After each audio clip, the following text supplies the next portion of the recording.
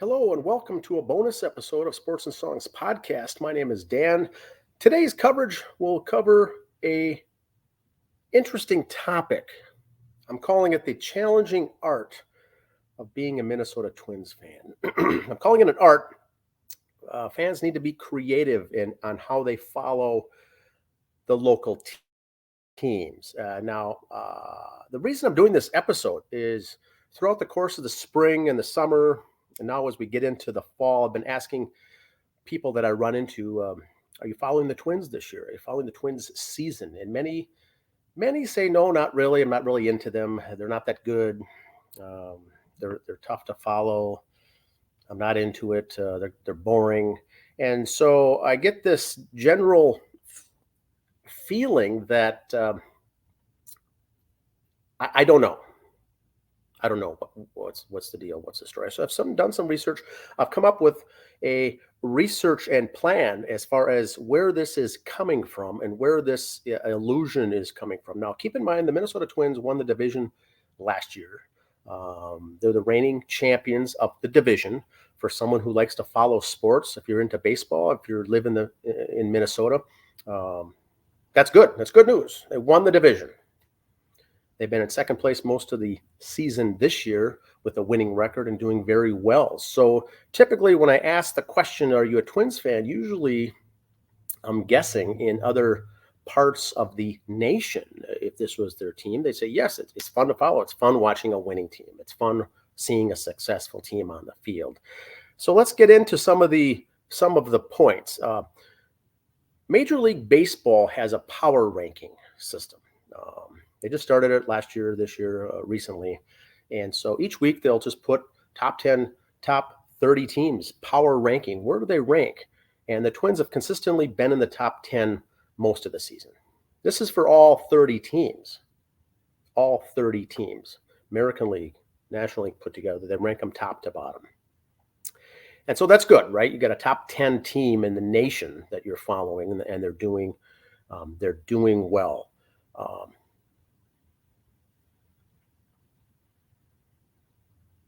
The Twins have 6 players in the Major League Pipeline 100. Right now, the prospect list, every team has 30 players on their prospect list, players in their farm system that they project to make the majors one day.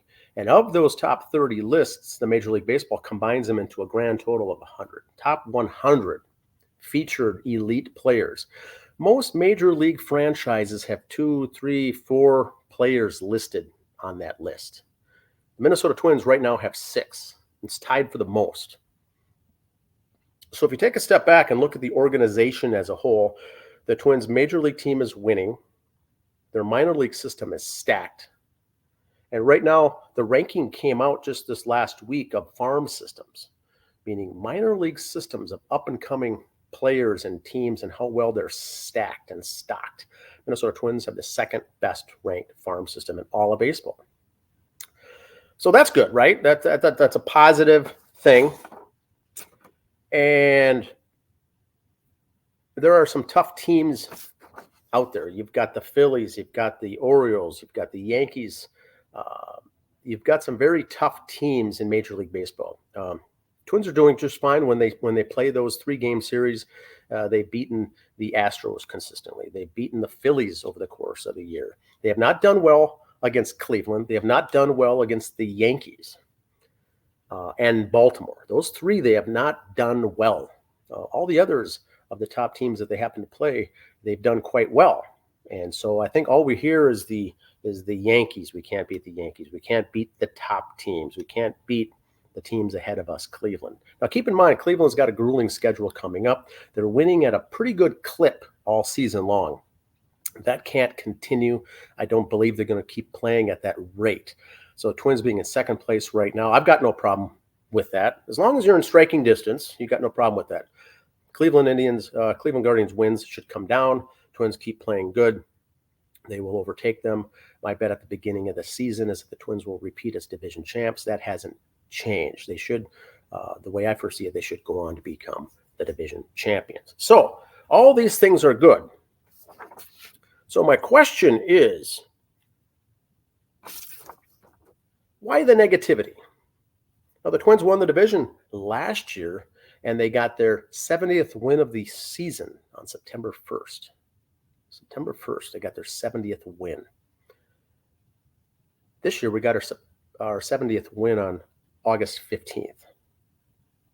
August 15th. So we're 2 weeks ahead. The Minnesota Twins are 2 weeks ahead of schedule from last year, and they won the division last year. So odds are should win the division pretty handily this year. Cleveland's doing well. The Royals are doing well. So you can rule out the fact that anyone's going to win the division handily. It's going to be a race. But still, Twins are doing well. The American League Central division this year is one of the toughest divisions in all of baseball. Now, if you rule out the awful Chicago White Sox, they're one of the toughest divisions in all of baseball is this Central, American League Central. So in the past, we've had the luxury of having a pretty soft schedule when you play these teams over and over that aren't very good. This year, you don't have that. All the teams are good in the division. White Sox are not. The remaining 4 teams are all challenging games to play. Twins are up there with 70 wins. I would say that your goal on a typical season for the Minnesota Twins, let's just say your goal is to reach 90 games, 90 wins in a season. Now, the Minnesota Twins, since coming to Minnesota in 1961, have 90-win seasons in 15 of those years. 15 times they've done it in all the years they've gotten there. So this year looks like one of those premium years. Last year, fell short, won the division, but I think they had 87 wins. If you get to 90, you're in that elite category in franchise history. Twins are on that pace to reach 90. So as a Twins fan, I personally have been excited all year. It's a good team. It's a good group. It's a good roster. They made good moves. I like them all. But I'm very much, as you'll see here, as we get further into the show, I'm very much in the minority. But let's go through some facts. Here are some facts, and take it as you will. You may like the facts or not. You may not enjoy them, but the facts are the facts. So the question here is the last 25 years, most recent. Here's the American League Central, the number of times the Twins have finished in various places. At the top, I've got the number of times the Twins finished first, 9 times. Number of times they finished in second place, 6. Number of times in third place, fourth place, fifth place. So 25 years, Twins have finished first place 36% of the time, and in second place 24% of the time. Now, this current 2024 season, they're sitting right there in second place. So let's drop that. Let's assume they finished the year in second place. The stat I'm looking at is you combine the first two, first place and second place. That's 60% of the time in the last 25 years, your Minnesota Twins have finished either first or second place. To me, that's a successful team. That's a fun team to follow. You're constantly in the hunt. Now, the big thing for Minnesota Twins fans, I think the big thing for the Minnesota Twins fans is this. Twins fans lump success with adding the regular season onto the postseason. Let me repeat that. Regular season on top of the postseason. The Twins historically recently have not been doing good in the postseason. They can't win series. They can't win games. They can't win World Series. All these things. All that is true. But you got to separate the postseason, which is an entirely different animal, to the regular season. I don't think you should talk about the postseason until you make the playoffs. Once you make the playoffs, you can bring in the stats. Right now, the Twins are on pace to make the playoffs, which is good. Tough thing to do in baseball, even since they've added the wild cards. If your baseball team that you follow is in the postseason, you're doing something right. So the Twins finish first or second 60% of the time and have been doing good. They're ahead of last year's pace when they won the division, and they're in a tougher division than last year, and they're winning more games more quickly. As a Twins fan, I like it. I like it. Now let's go back to the affiliates. This is the farm system once again. Twins are the top of the farm system. But what I've been doing here the last 2 years for Sports and Songs as part of the podcast is following the affiliate win-loss record and the Twins depth chart as a whole. So here we go. Twins on the top here with a 5.59 winning percentage. That's good. They got 71 wins. Below them is the AAA team. This goes in descending order. This is the actual order of the Twins prospects as they move their way up or down in the organization as you see it. The various win-loss records as of now for all of them. Farm system's doing pretty good. As a whole, they're at 507 as a whole. So add all them up, they're winning more than half of their games. Some teams are good, some teams are not as good. For the most part, the rest of them are hovering at that 500 mark. As with Major League Baseball, that 500 mark is important. In Major League Baseball, if you finish with an 81-81 record, that's 500. 81-81. Remember, the magic goal now is to hit to the 90 games, get to 90 games. So you really need to win 50-50 and then pull off a winning streak during the season somewhere in there, maybe a 10-game winning streak, or win a bunch of games at home and play 500 ball on the road. It doesn't take much or more than that to get to the 90 wins. Twins are on pace for the 90 wins. Now, through the course of the year, I've been keeping track here as the course of May, June, July, and August. All season long, the Twins affiliates have been doing good. The Twins Major League has been doing good. Now today, as I record this, the Twins begin a nine-game homestand, and to date, their win-loss record by series is 24-13-3. This is something that doesn't get covered a lot, doesn't get covered really at all. We see the win-loss record, but you really need to look on how successful a team is how many series they win. So if the Twins play a 3 or 4 game series against someone, you want to win 2 out of 3. You want to win 3 out of 4. It's okay to split. You don't want to do that, but you don't want to lose a series. When the postseason comes, if you make the postseason, all that matters is your series record. Twins have been doing well this year. They've outright won 24 series this season. Winning the series. I think this is an important stat. It doesn't get tracked. This is what really needs to be tracked. And once again, if you take in the art of being a Twins fan, you got to do some studies on this kind of analysis. They've lost 13 series this year, and they tied or split 3. I think this is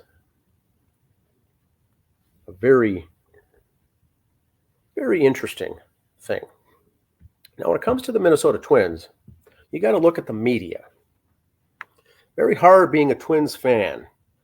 Here's a snapshot of today's MLB.com front page, splash page.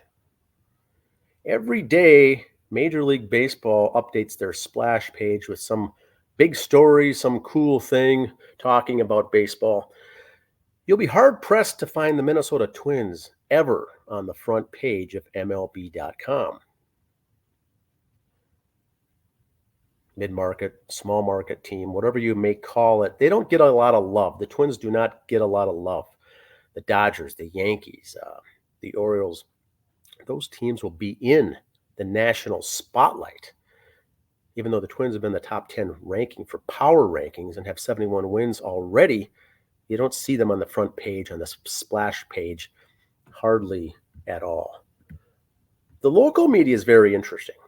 If you go to the Twins Daily website, and they have a bunch of writers, Cody Christie in particular is typically a negative writer for the Twins. If you go to Puckett's Pond, Josh Hill, very much the same way. The Athletic, anything written by Aaron Gleeman, very much the same way. And as a general overview, Patrick Royce, longtime Twins writer, sports writer here in the Twin Cities, very good writer, very good during the 70s, 80s, and I think even the 90s. Recently, not so much. In particular, this year, if you follow these guys, these are all very negative. And the thing is with following the local media is I'm not really a fan of reading anything by these four individuals. They tend to be anti-Pohlad family. They typically anti-Twins, very anti-Rocco Baldelli, very anti the Twins' moves at the offseason, the hot stove, the trade deadline. Any move they make, it's going to be chastised, right? Now, the interesting thing is here is that if a big move is made or a signing is done or a trade is made, the narrative for all four of these are very much the same, almost like they're getting the script, almost like they're getting the bullet points of how to write their article from one single source. They all read almost exactly the same. Negative. So if you follow these, you're going to get off to a negative slant for following the Twins. If you follow the national media, like we covered, you're not going to get much of anything. Now, what I don't find here for local media for the Minnesota Twins is positive writers, forward-thinking writers that are excited about the year, writers that are excited about the season. So that's one thing I just picked out. The typical person I run into, the typical people I talk to, very much seem to parrot, like the bird parrot what these four individuals here are saying.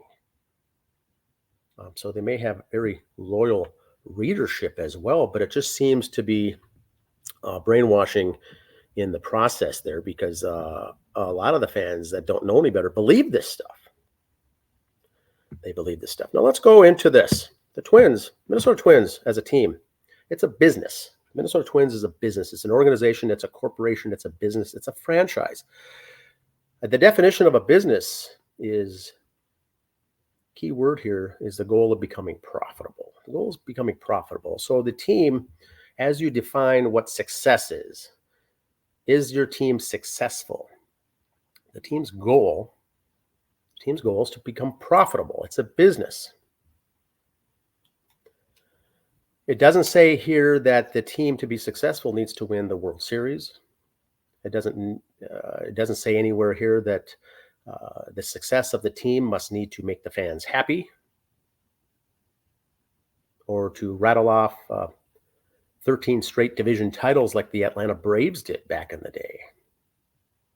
Those are some very good teams. Twins have a very good product on the field. But keep in mind, the goal is a business. You're still here as a business. You're here to make a profit.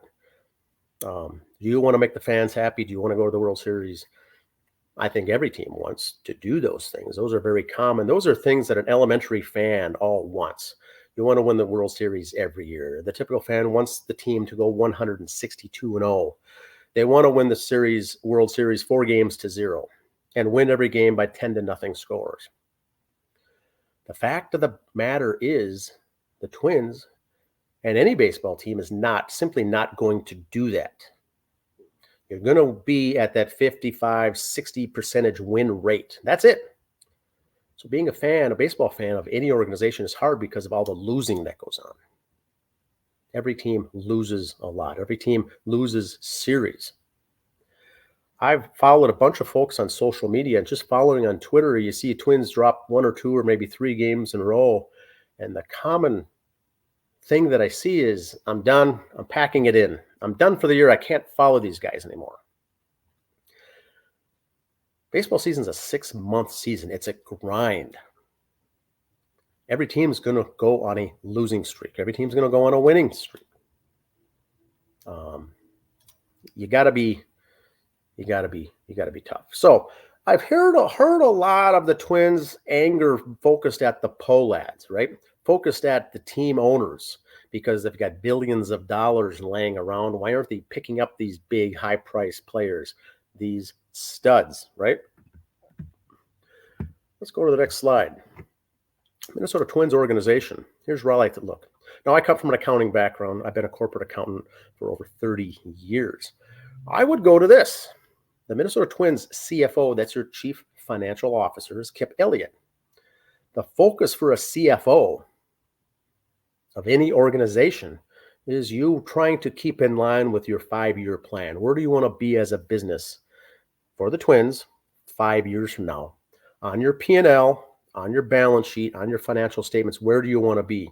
This is the person keeping you in line for 5 years out. Your projection. How are you going to do? CFO of any company, the buck stops here. Any kind of major purchase you want to do, you're going to build a new stadium, hire a new player, pick up a big high-priced free agent.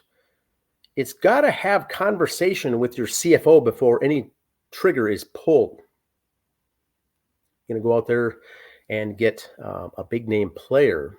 The Twins seem to play. The fans seem to blame Pohlads, the Pohlad family.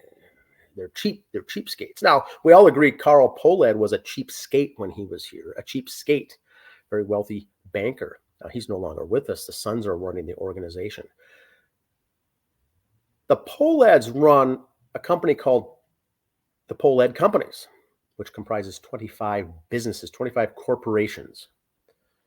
Their focus is on 25 businesses, trying to keep them all afloat and doing well and profitable.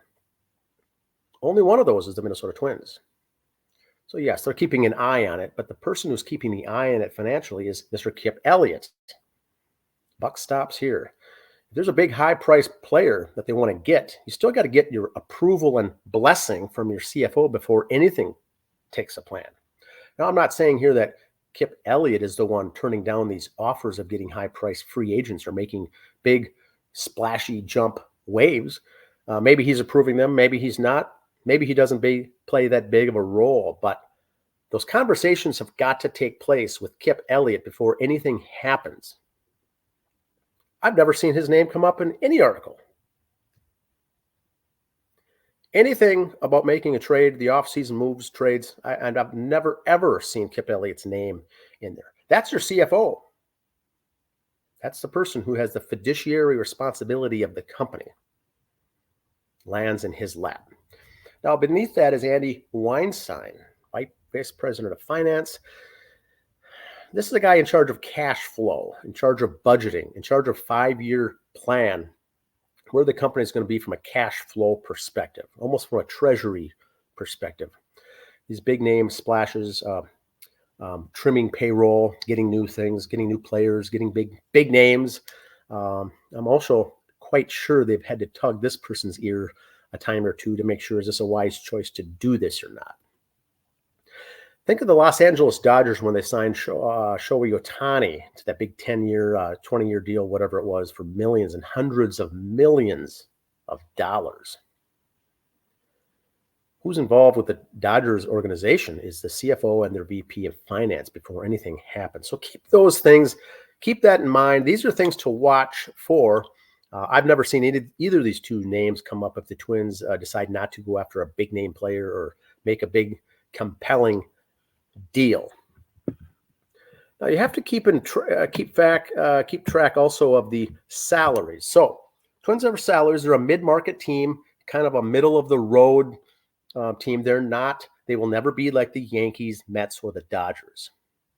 If you're a Twins fan and you're comparing the Twins and they're not unwillingness to spend big bucks, keep in mind that you are not and never will be the Mets, Yankees, or the Dodgers.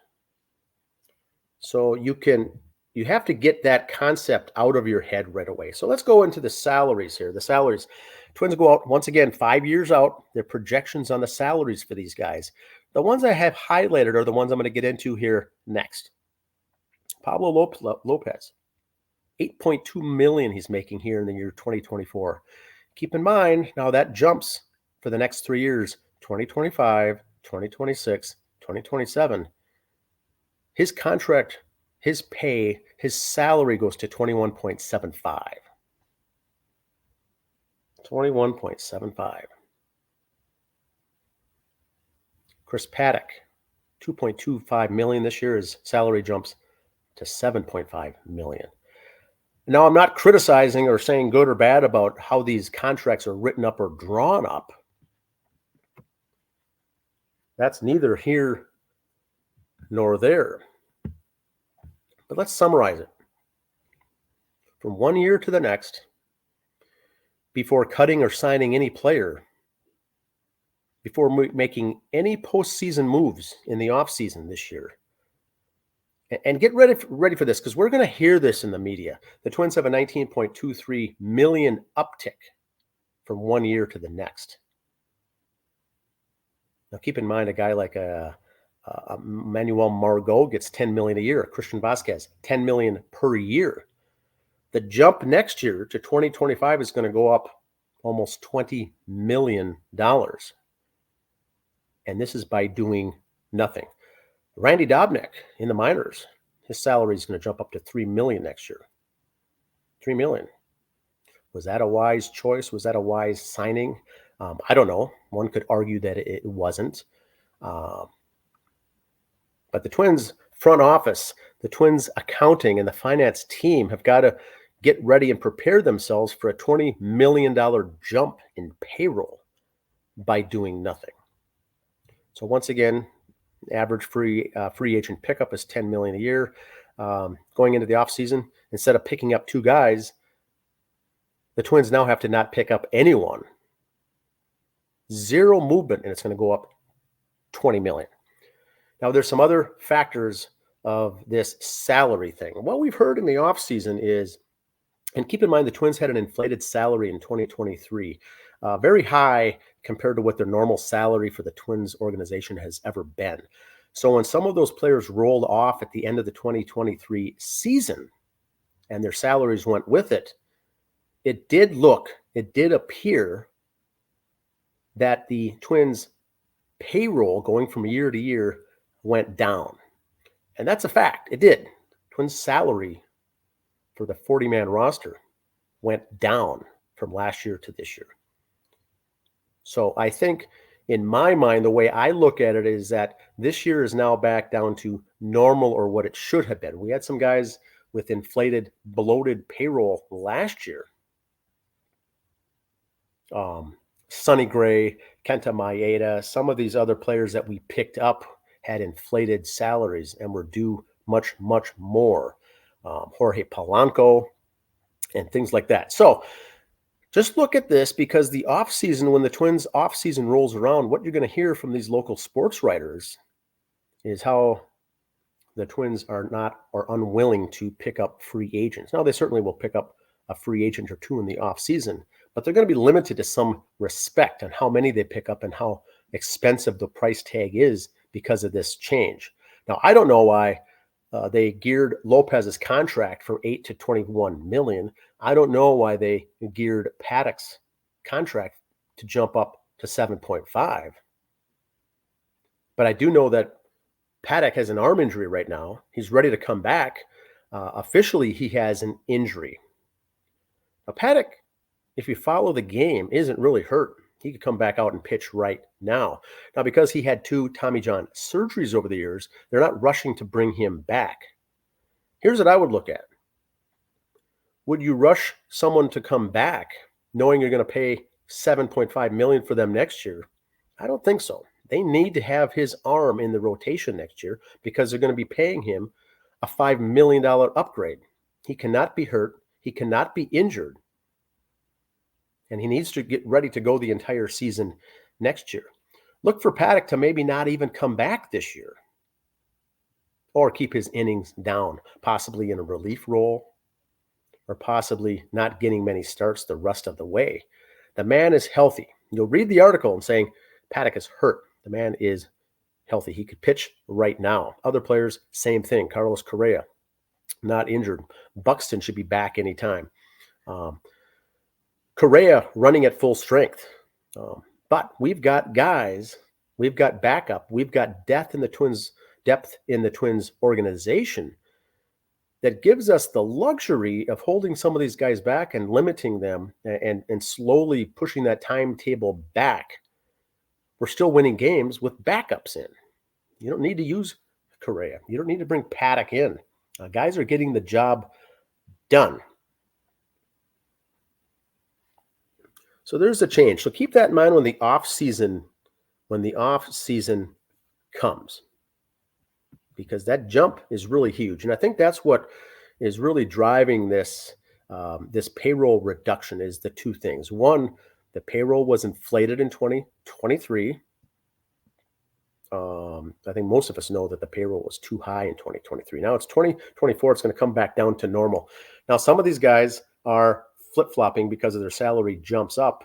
You got 20 million there. So that's really all that explains that. I think that's what needs to be said in the media.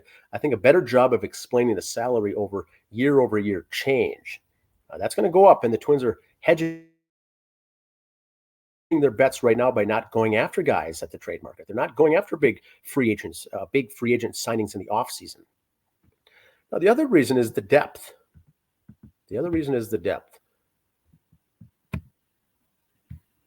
Let's go into our depth chart here. Here's the depth chart I've been tracking for the last 2 years here as part of Sports and Songs covering the Minnesota Twins. I've got a spreadsheet that shows across the top starting pitcher, relief pitcher, catcher, first base, second, short, third base, left, center, right. Also the number of roster players and the number of top prospects. And so basically, with a bunch of guys here, it's a depth chart by position, and for the most part, they're alphabetical order here going down. So you can see who the guys are that are on the roster. What I do for this spreadsheet is track every single day the transactions at all the levels. The daily transaction report. You see who's moved, who's hurt, who got promoted, who got demoted, who got cut, who got DFA'd. Now, Twins do have a bunch of guys injured here. Duarte is going to be out for the year. Funderburk should be back soon. Stewart, I'm guessing, out for the year. Topa, back relatively soon. And then Ryan, same thing. What we've heard with Ryan is that he might be done for the year. Now, right now he's on the 15-day disabled list. I don't know how serious that injury is. They may keep him out for longer. Some are saying he's done for the season. We don't know that. DeSclafani, offseason, major acquisition to get him. That did not pan out. Did not pan out at all. He was penciled in to be in the starting rotation. But when you get guys like Simeon Woods Richardson having a tremendous year, Bailey Ober, tremendous year, Lopez is down,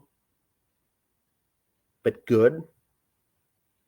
But his salary for the next how many years means to me he's not going anywhere. David Festa was supposed to come up this year. He did. He should be in the rotation going forward, beginning in 2025.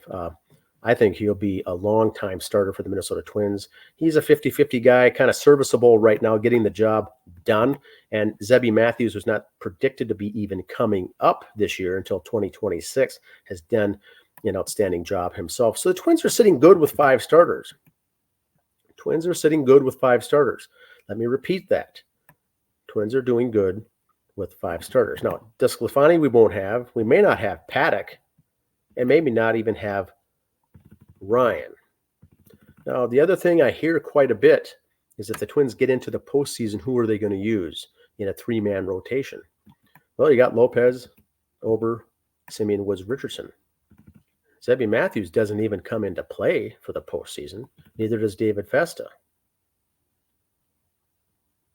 So if they can stay healthy and be serviceable meaning you're going to still going to go out there, throw your innings. You may give up some runs. You may win some. You may lose some. But if you keep the Twins in the game, these guys should do just fine the last 6 weeks here of the month, of the season. I got no problems. I got no qualms with any one of those. Now, last year, the Minnesota Twins finished the season with one of the Major League best bullpens. Major League best. One of the top shutdown bullpens. And what did they do over the offseason?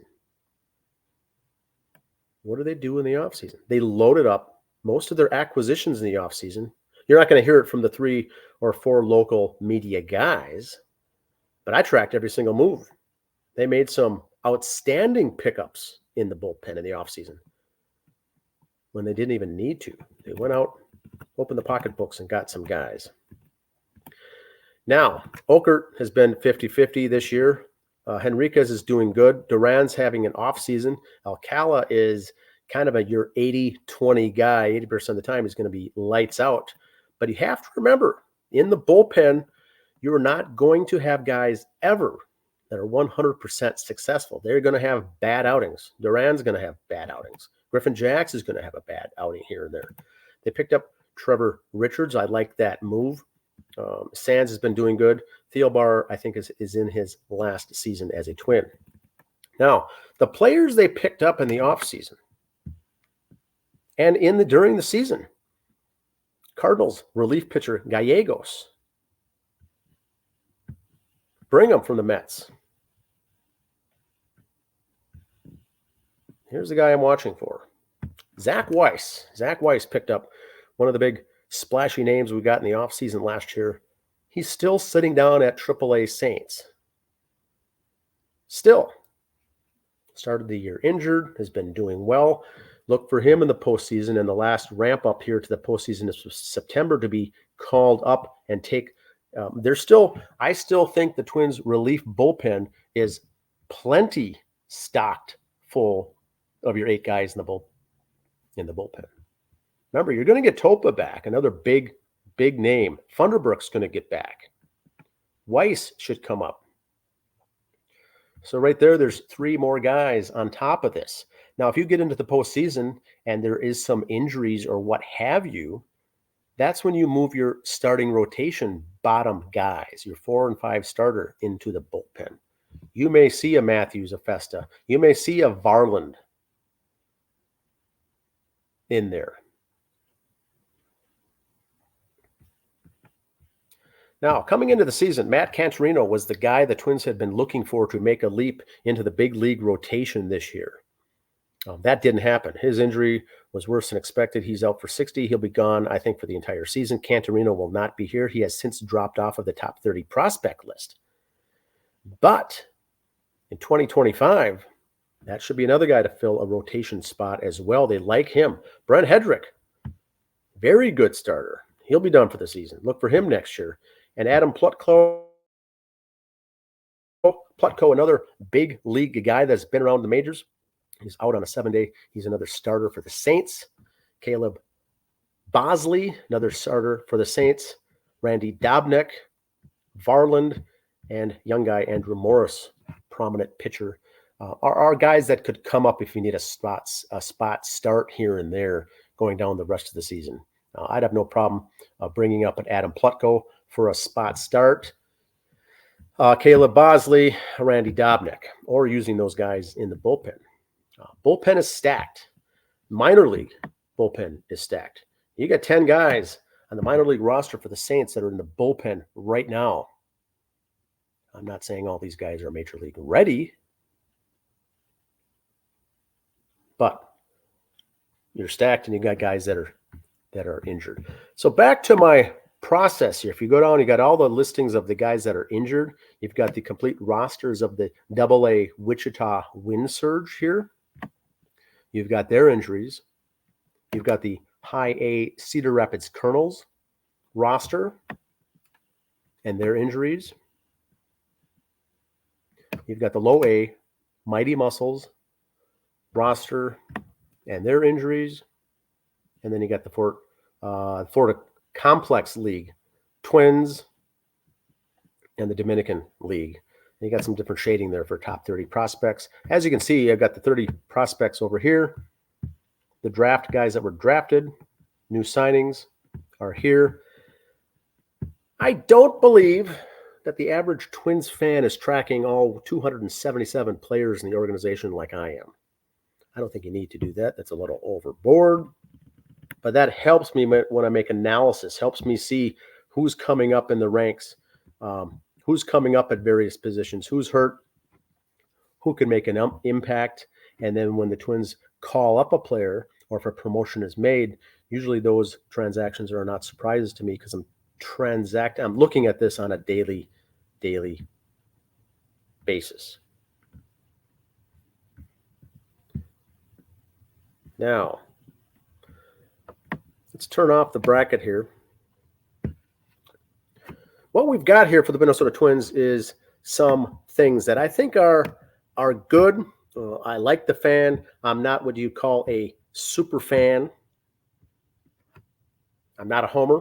The last couple of years is really the only last couple of years I've really been following the Minnesota Twins. But because of my background of being in finance, I tend to look more at the budgeting and seeing how the Twins are doing on a financial basis, and knowing once again that is the goal. The goal for the team is not to make the fans happy. The goal for the team is not to win multiple World Series. Those are secondary goals. Those are secondary goals that you'd like to do, but you need to have a team that's financially structured well and a team that can go out there and be successful. All the other things will come. Who knows what's going to happen when the postseason comes? There's always injuries. There's always upsets. I think the goal is just to get into the postseason. After that, you never know what's going to happen. Is this the year the Twins go in and win the World Series? Is this the team that goes in and gets to the World Series and maybe loses? Is this the team that collapses at the end of the season and doesn't go to the postseason at all? We don't know. These are just my opinions here. I'm just saying the facts, for me, the facts support the fact that this is a positive team, a good team. But we're getting muddied by the media. I think all the time is what we're doing is getting muddied down by the media and their negativity. Now, there's also the fact of how to be a Twins fan, the art, the challenging art that the normal fans don't know, the elevated fans might know, the people who've been fans for 60 years might be different. Try to find yourself somewhere in the middle.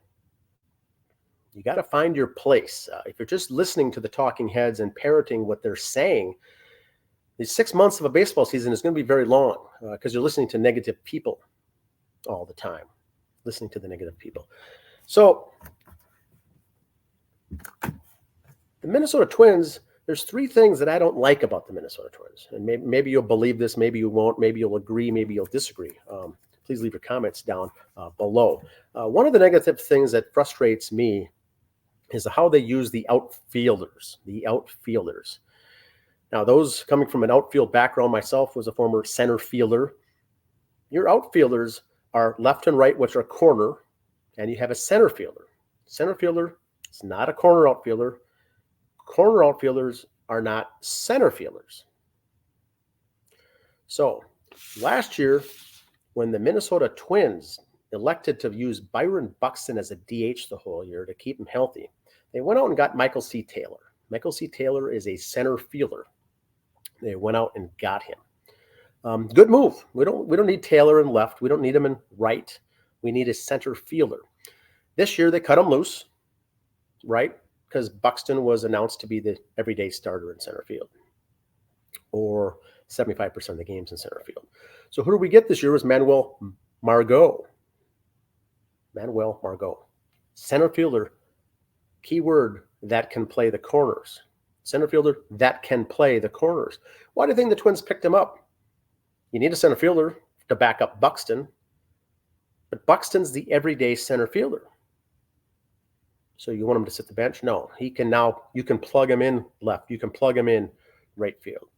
Here's what I heard many Twins fans saying. Why don't we bring back Taylor? Why don't we re-sign him?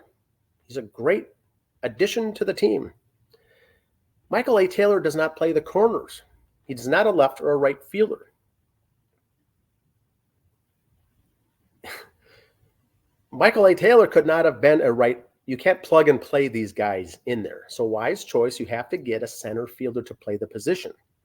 Very similar to an offensive line in the NFL for football. A guard is not the same as a tackle. A center is not the same as a guard. Can they, for the most part, be interchangeable? Yes. If the Twins are down in the game or someone's hurt, can you put Willie Castro in center field? Yes. He's not a center fielder. One of the frustrating things for myself, Willie Castro is a shortstop, can play third, can play second. Very good utility guy, good player. Can also throw him in left, can also throw him in right. I'm personally not a fan when you throw a guy like Willie Castro in center field. Center field's a different animal than the other outfield spots. You can't just throw an infielder out there. They tried it with Austin Martin. You need to get games under your belt at single A, double A, triple A, playing those positions. And then you can bring them up there. You can bring them up, promote them. Austin Martin is a serviceable, maybe even a plus center fielder out there with his background of not being an outfielder. Can he also play left and right? Yes. Now, anyone can play in those positions. When a routine fly ball comes out to you, yes, they're going to catch them. But there's the plays. Where do you throw? How do you field? How do you play the sun? How do you play the shade? How do you play the overhang? How do you play the warning track? All these things go into an outfielder is not an infielder. So the Twins, I think, I like the Margot acquisition because he's a center fielder that can play the corner. Never would they have brought back Michael Taylor. He cannot play the corners. Can he play the corners? Yes, you can throw him in there. He can play. Is he a major league player in the corner outfield? No. Big difference. You got to get guys like that. In the past, I also didn't like it when Max Kepler was moved to center field. Kepler is not a center fielder. Kepler is also not a left fielder. He only plays right.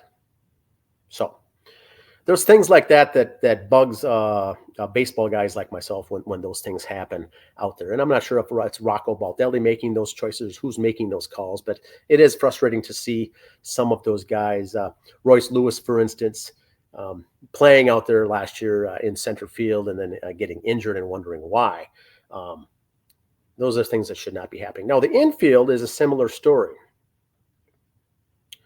Royce Lewis came up as a shortstop, phenomenal shortstop.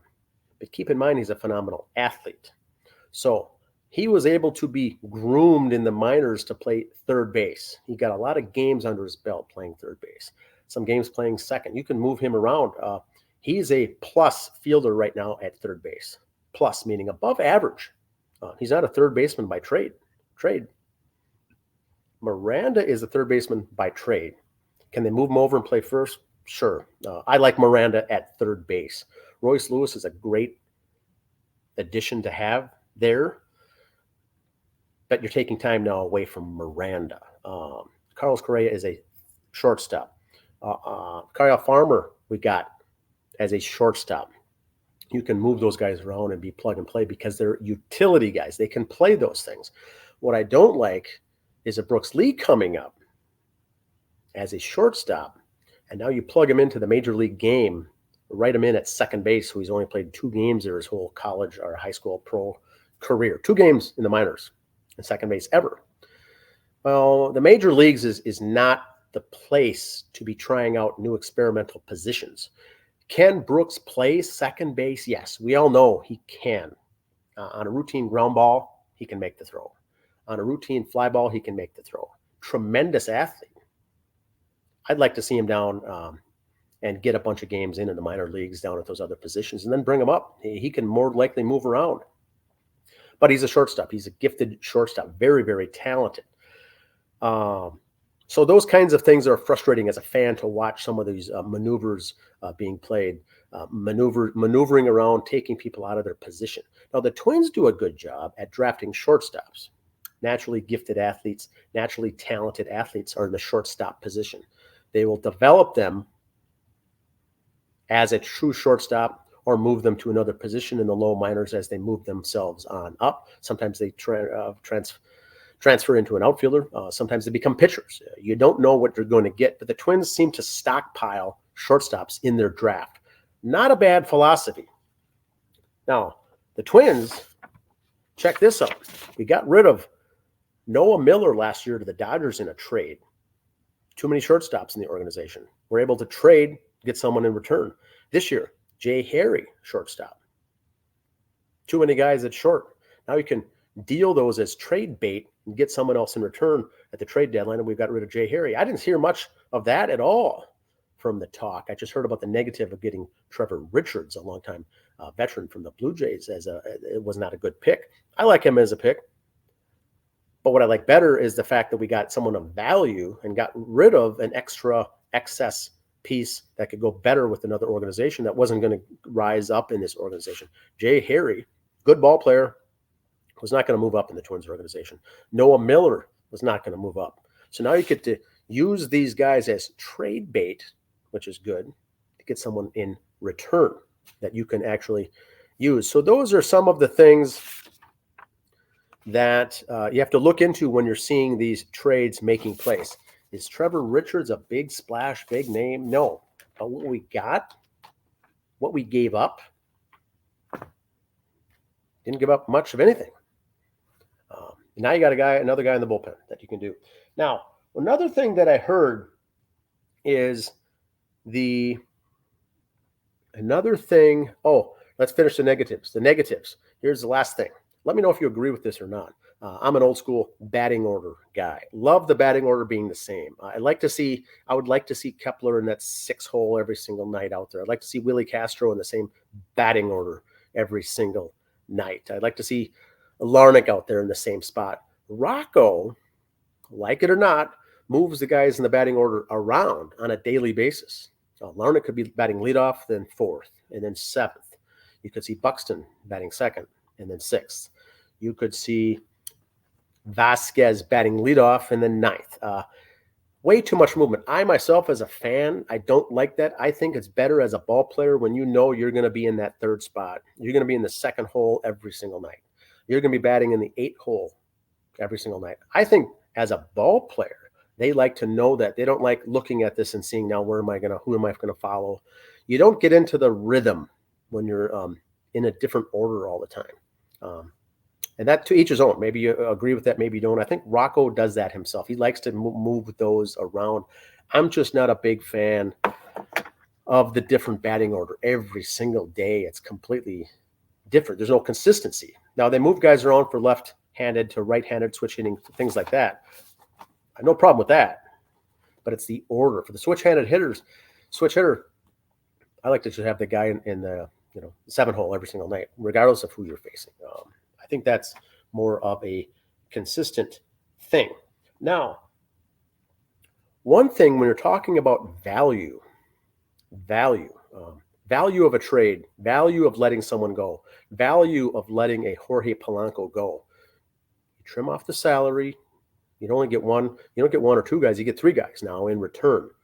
You get rid of a guy like Sonny Gray, who had a big salary, signed with the Cardinals for $75 million deal for 3 years. Many say, for the Twins that I have talked to, fans saying, if we would have kept Sonny Gray, we would have been better. Well, I don't think that would have worked. Way too expensive. Whether it's the Pohlads or the CFO or whoever, Twins aren't going to, they know he was going to make big money. So what do you do? What do you do as a prudent decision? You know he's not going to be with the team. You know he wasn't probably the best chemistry guy in the clubhouse. He wasn't going to be on the team the following year later. What do you do to get a bang for your buck? Let him go and get nothing? Or, which I love, you make him a qualifying offer. Lowball, never going to accept it. But now you make him a qualifying offer. Very good decision for the Twins front office. He says no. What does that give the Twins now in return? A compensation pick in the next year's draft. Compensation pick. A compensatory pick. So when the first round is done, Twins picked up Kalen Culpepper, shortstop, first round. First round's done. Are you looking ahead to the second? Yes. Now you get a pick at the bottom of the first round. Kelly DeBarge. Minnesota Twins picked up Kelly DeBarge in the first round out of Louisiana Lafayette. Another shortstop. And check this out. They get him for nothing as an extra pick just because they made Sonny Gray a qualifying offer that they know he wasn't going to ever accept. You get now an extra pick. This is why the Twins successfully, over the years, have always had such a good farm system, such a good draft, such good picks coming up, even if they're multiple shortstops, multiple guys. DeBarge, so far, 14 games with low A, Class A, after being drafted. Has 11 stolen bases in 14 games. Has 11 RBIs in 14 games. This guy can play. Is he going to rise up for the Twins and be a utility guy, which they're kind of projecting him to be right now at the major league level? I doubt it. But trade bait? This guy could be some trade bait in a couple of years, big time, to get someone else in return. So you have to think, you have to almost put on that CFO hat or that vice president of finance hat and say, look, we're living in a 5-year window for financials. We can pick this guy up now and flip it into 2-3 good guys down the road. Now, Sonny Gray's off making $75 million with the Cardinals. Great. Hats off to him. He's 11-8. He's an average guy. He was 8-8 with the Twins. But you have to keep in mind the last thing about baseball. The most important thing about baseball is you need to have chemistry in the dugout, chemistry in the clubhouse. Chemistry. You're playing every single day with these guys. You cannot have different attitudes, mentalities, positive guys, negative guys, guys with tempers. You have to have the mix. You have to have a good mix of players.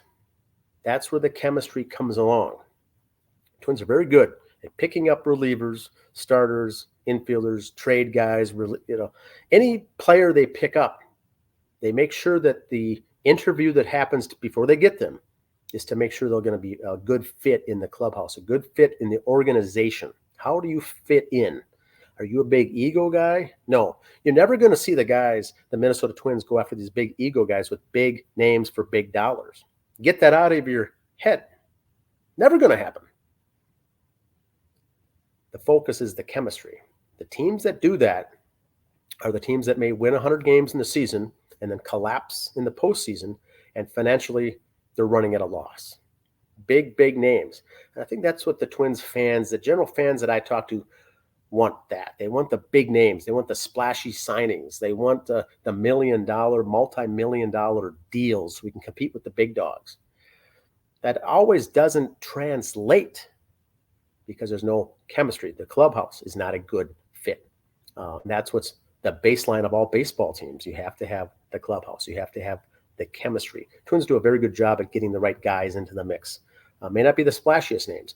What I think is the frustration and the anger that I feel with Minnesota Twins fans are because those guys are playing probably fantasy baseball. And they want to have the big name on their team. They want to go after the big name, and they're frustrated the Twins have no big names.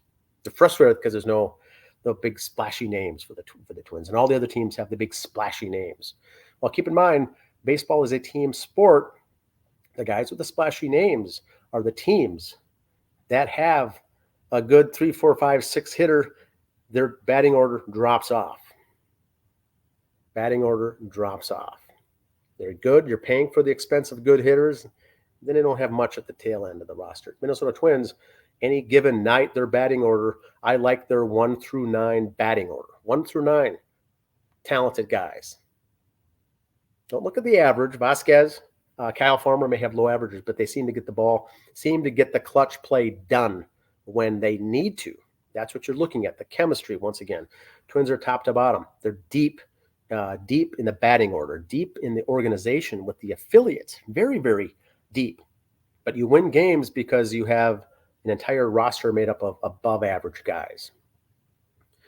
You don't have a roster littered with stars and duds. You have an entire team like the 1987 Twins, the 1991 Twins that didn't have the superstars, but they had a whole collection of tremendous athletes, very good athletes. The last thing, what I've noticed the Minnesota Twins, and others may see this too, I've not seen this anywhere, but the Minnesota Twins, when they go after pitchers, when the Twins organization or the front office goes after pitchers, they all have one thing in common. High strikeouts, low walk rate. Basically, if you look at that ratio, strikeouts to walks, that ratio is not 1 or 2 or 3 times the ratio, or the ratio of being 3 times the amount of strikeouts to walks. It's usually 4. So look at this. Next time the Minnesota Twins as an organization picks up a starter, picks up a reliever, picks up a closer, a minor league guy, they're going to have a good ratio of strikeouts to walks, strikeouts to watch. Very different than picking up a strikeout artist. A strikeout pitcher is a guy that strikes out a lot of guys. May have a lot of walks, but strikes out a lot. Very good. Twins are not picking up strikeout pitchers. They're picking up guys where that metric, strikeout to walk ratio, there's a big gap. Very little walks. The Twins do not like walks at all. They like strikeouts, very little walks. I myself, as a fan, love that. Most fans, I think, can agree they don't like walks. Twins very rarely do walks. One of the Twins' best acquisitions of the offseason was to pick up reliever Josh Staumont. Josh Staumont came up with the Twins and had one of the best seasons I've ever seen from a relief pitcher for about a 2 or 3 week period. but he had 2 back-to-back games with a lot of walks and no or little strikeouts. And guess who got DFA'd? Gone. Stamon's gone. One of the best pitching relief performances of the year for about a 2-week period. His ERA was 0. Ran into some walks and he's gone. So I like that. The Twins will pull the trigger. Not afraid to pull the trigger on guys that do not keep up the performance. Everyone knows you can have a bad game or a bad outing, or even a couple bad. But you start throwing the walks in there in big performances, and you will be gone. Anyway, this is my kind of overview of what I liked in the organization, what I don't like in the organization, how to be a Twins fan. It's challenging, I'll tell you that right now. There are not many people like me out there in the state of Minnesota, I don't think. Am I a homer? I don't know. I like the Twins, the stats, the baseball, the financials, the strategy, what they're doing, and the players that they pick up, I think are all good guys. You got to have the chemistry.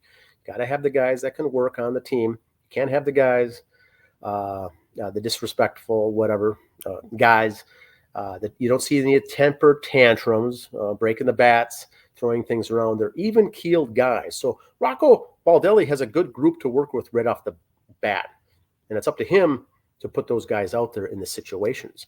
But keep in mind, the Twins are not going to win every single series. They're not going to win 162 games a year.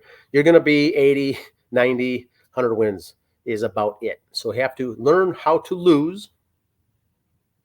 Any baseball fan has to learn. Have to be a good loser. A lot of losses in baseball. Even if you're the Phillies, Orioles, or the Dodgers, you lose quite a bit of the time. 40% of the time, you're going to end up losing. So you have to be able to hang in there and not get your emotions too much. Keep that in check. But what I find, it's very challenging to learn this very tough art of being a true Minnesota Twins baseball fan. Thanks for listening. This is a bonus episode, Sports and Songs podcast. My name is Dan. Thanks for listening.